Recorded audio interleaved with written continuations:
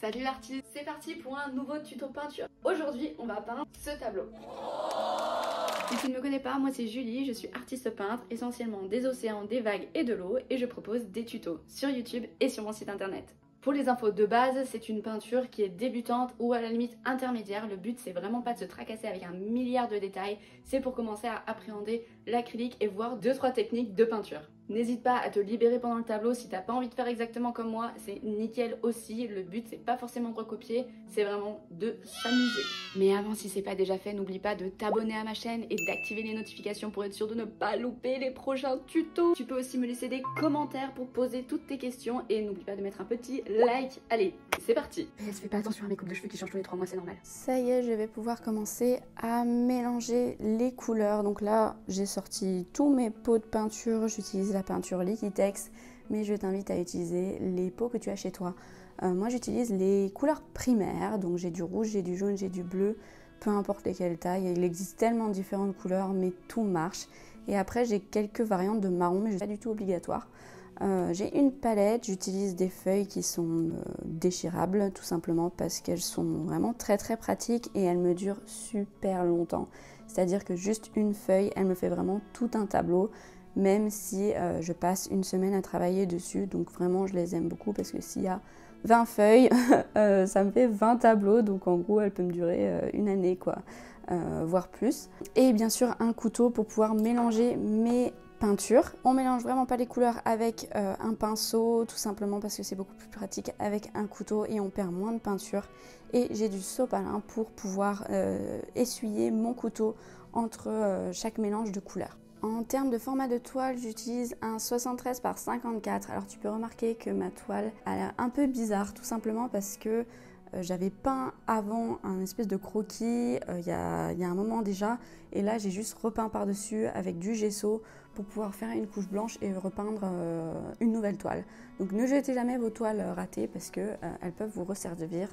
Il suffit juste de mettre une couche de gesso, de poncer s'il y avait de la texture avant. Comme matériel, il nous faudra donc des pots avec de l'eau et des pinceaux. Je t'affiche à l'écran les pinceaux dont je vais me servir pour cette toile. Pour commencer à faire ces mélanges, je vais réfléchir à quels éléments je vais mettre dans mon tableau. Donc il va y avoir une partie eau, donc on aura une tonalité plus claire et une tonalité plus sombre, une partie sable, pareil, plus clair, plus sombre, et une partie végétation avec les palmiers, etc.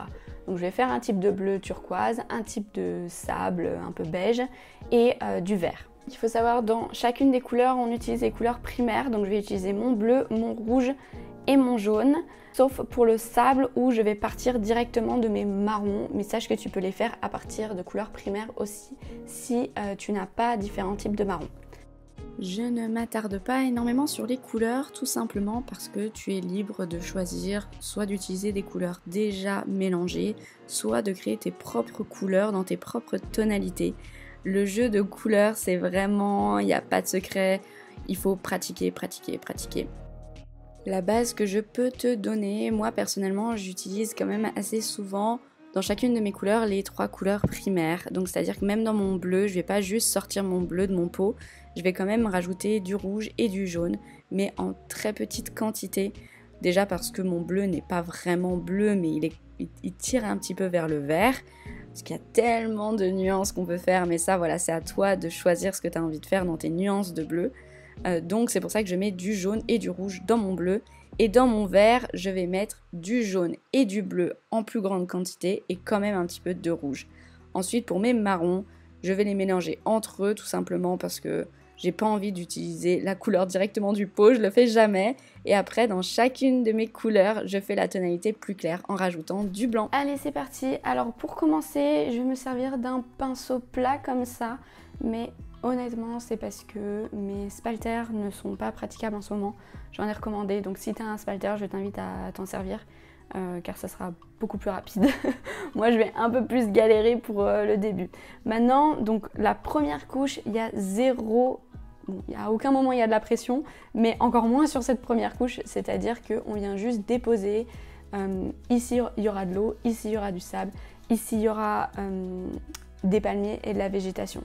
C'est tout. Donc il n'y a pas de détails, on met ça grossièrement, ça permet de voir les couleurs, ça permet de de faire une sous-couche, on va dire, sur notre toile pour qu'après la prochaine couche elle soit beaucoup plus opaque et à commencer à se repérer un petit peu dans nos éléments. Donc c'est parti!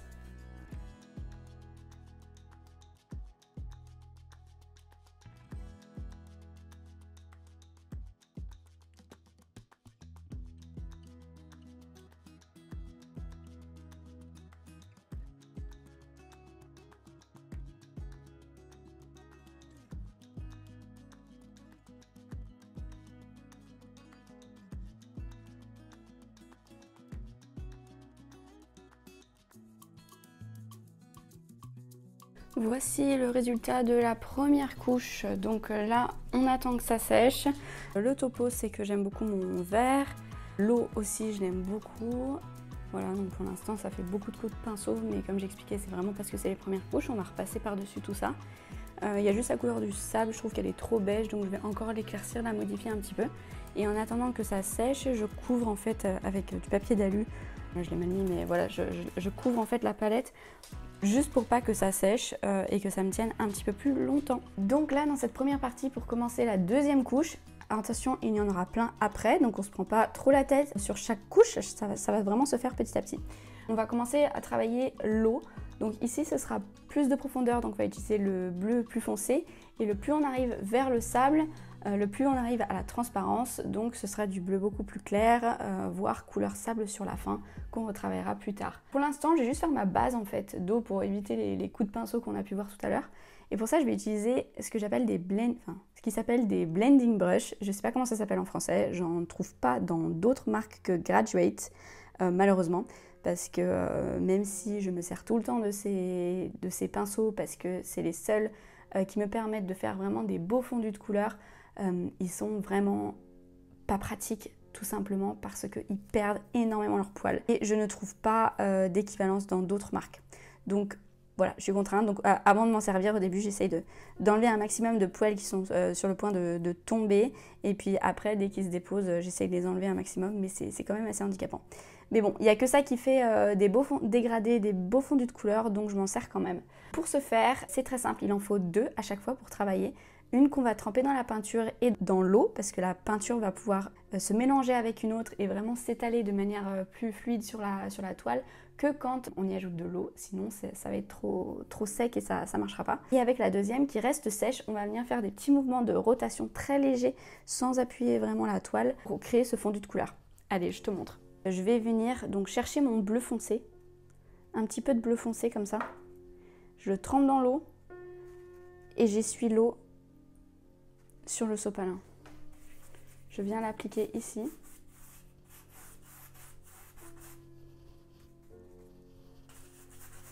Tac. Là, il n'y a pas assez d'eau.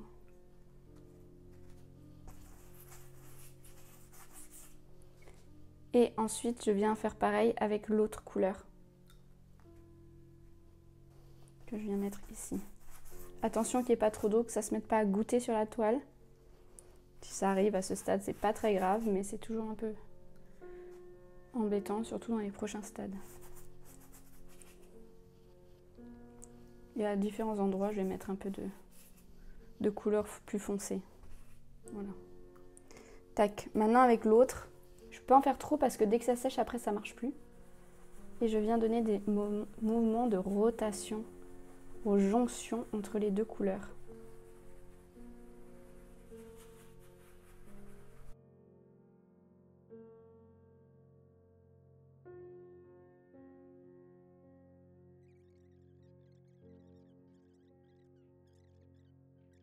Voilà, maintenant que ça c'est fait, on va juste venir placer une deuxième couche de peinture et commencer à structurer un petit peu plus et délimiter où vont se trouver nos éléments. Je vais utiliser une nouvelle fois un pinceau plat pour délimiter mon eau sur le sable.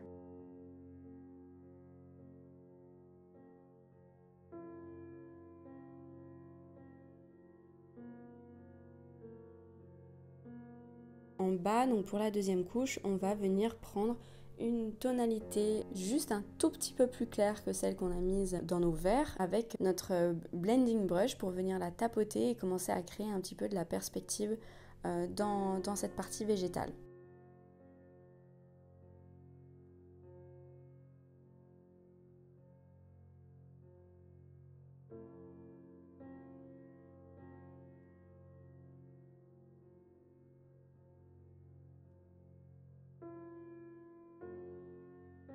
Ok, maintenant qu'on a fait la deuxième couche de chacun des éléments, tout est sec et je vais commencer à travailler un petit peu plus la partie de l'eau avec le début des vagues légères, des mouvements d'ondulation. Et pour ça, j'utilise toujours des pinceaux biseautés parce que clairement, ils sont hyper pratiques pour faire des mouvements de vagues.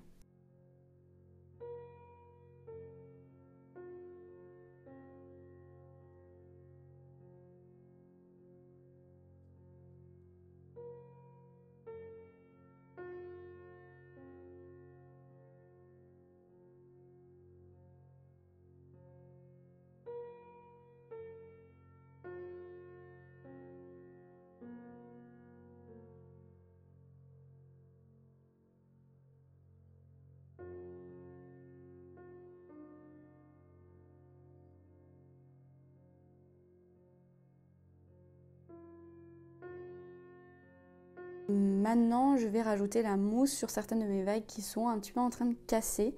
Et pour faire ça, je vais utiliser donc ma tonalité de bleu, mais avec beaucoup de blanc en fait, quasiment blanc, mais pas entièrement blanc. Et je vais venir tapoter la toile avec un pinceau à poil rêche comme ça là, en soie de porc.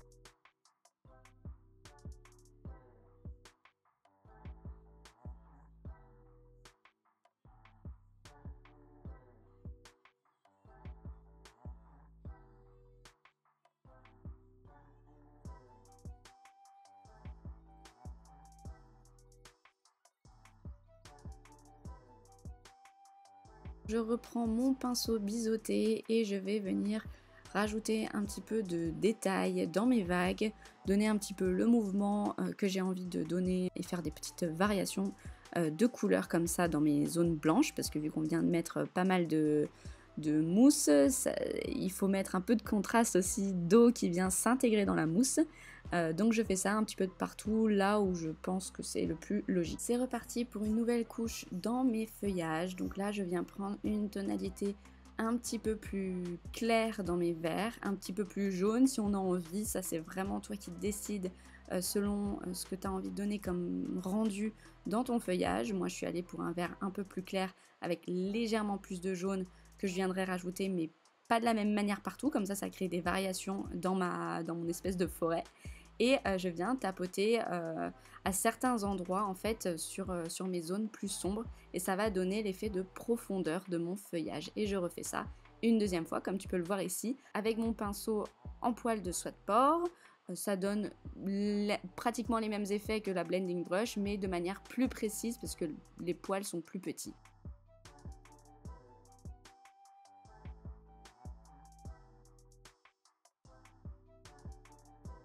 Maintenant, je vais m'attarder un petit peu plus sur le sable, donc je vais reprendre mes blending brush un peu plus grosses et je vais commencer à mettre des variations de couleurs dans la couleur du sable.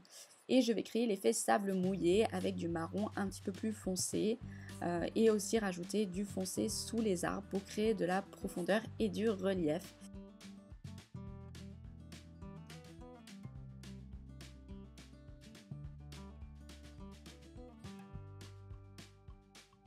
On s'attaque maintenant au détail, donc je prends un pinceau fin plat, donc c'est pas un pinceau rond, c'est un pinceau plat. Maintenant c'est pas très grave si tu utilises un pinceau rond, utilise ce avec quoi tu es confortable. Je vais commencer à faire les détails de l'eau qui arrive dans le sable mouillé et de la mousse.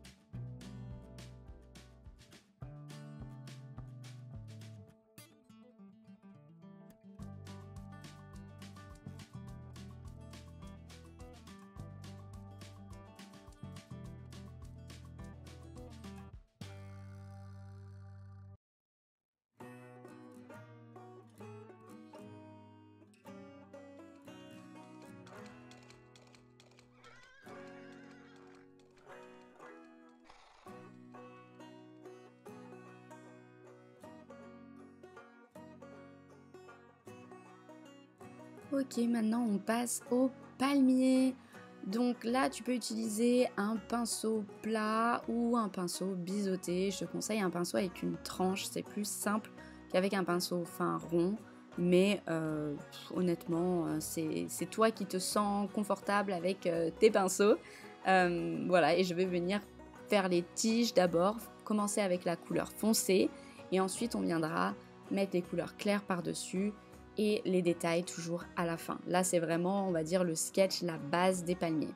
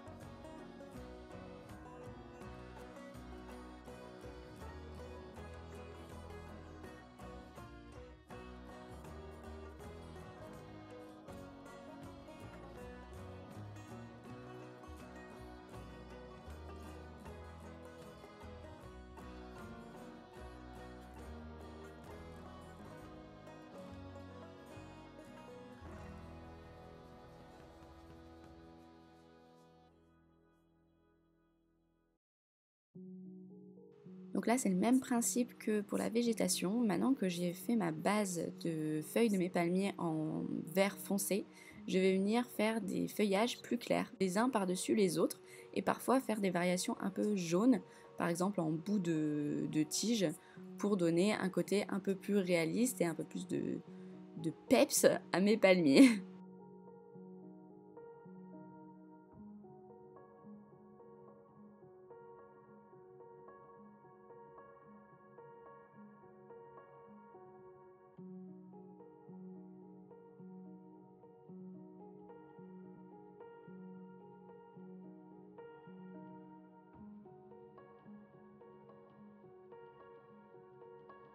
Je reprends ma blending brush et là je vais tapoter comme on a fait tout à l'heure, mais la délimitation entre la végétation et le sable, juste pour que ce soit un petit peu plus clair parce que pour l'instant c'était très saccadé.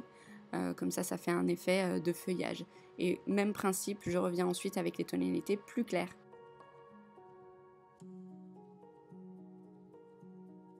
Là, cette partie est complètement optionnelle. Je viens avec un pinceau très très fin à quelques poils faire les derniers détails.